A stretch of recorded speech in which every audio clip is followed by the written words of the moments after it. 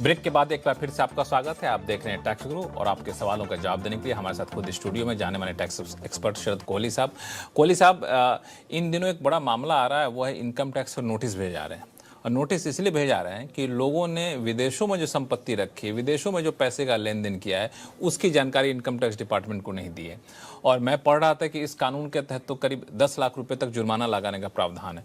तो पहले तो मुझे ये बताइए कि नोटिस किस किस हालात में लोगों को जा रहे हैं, जिनको नहीं गए किनको अलर्ट हो जाना चाहिए। देखिए, रिटर्न में कुछ समय पहले लक्ष्मण एक स्केड्यूल निकाला गया था जिसका नाम था फॉरेन एसेट्स, जिसमें आपको अपने विदेशी एसेट्स डिक्लेयर करने थे। और ये उन लोगों के लिए था जिनकी 50 लाख से ऊपर इनकम थी।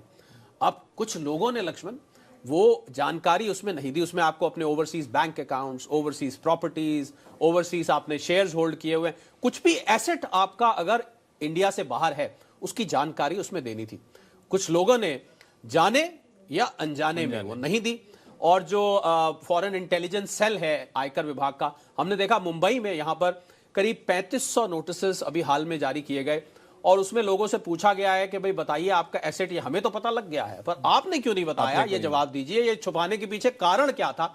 अब उनको कारण बताना पड़ेगा। और अगर ऐसा पाया गया कि इसको जानबूझ के एसेट्स को छुपाने की, इनकम को छुपाने की कोशिश की गई है, तो आपने जुर्माने से तो पहले ही डरा दिया है। मैं और ना डराऊं, पर यह सच है कि इसको डिक्लेयर करना जरूरी है। लेकिन बताइए, कोई नोटिस आ गया तो बचने का कोई तरीका है कि मान लिया अनजाने में किसी ने नहीं दी हो, इसका कोई उपाय? देखिए, अगर ऐसा नोटिस आ गया है और आपने नहीं दिया है, तो अगर यह पाया जाता है कि वो एसेट आपने एक्यूमुलेट किया था, मैं सीधा मुद्दे पर आ जाता हूं। अगर आपने एसेट एक्यूमुलेट किया था ऐसी आय से, लक्ष्मण ये ध्यान दीजिएगा, जो कि इनकम टैक्स में डिक्लेयर नहीं की गई है, तो वहां आपकी मुसीबत शुरू हो जाती है। पर अगर ऐसी आय है जो इनकम टैक्स में डिक्लेयर थी पर आप उस शेड्यूल में मेंशन करना भूल गए हैं, तो फिर शायद आपको छोड़ दिया जाए, आपकी बात को स्वीकार कर लिया जाए कि मेरे से रह गया, हालांकि मैंने ये इनकम डिक्लेयर की हुई है। पर अगर कहीं कोई छुपा रुस्तम निकला लक्ष्मण, तो फिर दिक्कत खड़ी हो जाएगी। मुझे लग रहा है लोगों को ध्यान रखना चाहिए। रिटर्न फाइलिंग की डेट आ रही है, हम फिर से रिमाइंड करा देते हैं, जितने भी स्केड्यूल हैं, आपकी 50 लाख से ऊपर इनकम है